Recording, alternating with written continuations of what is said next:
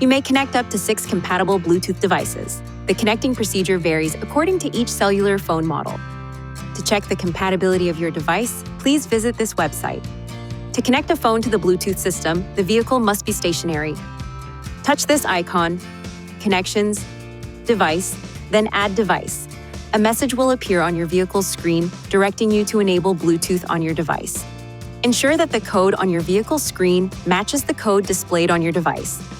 In your device's Bluetooth menu, ensure that notifications are enabled.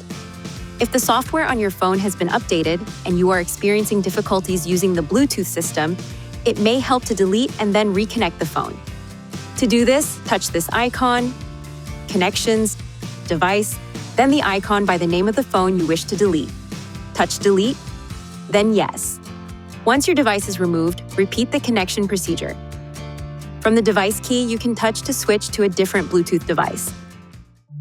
Please see your Nissan Connect owner's manual for important safety information, system limitations, and additional operating and feature information.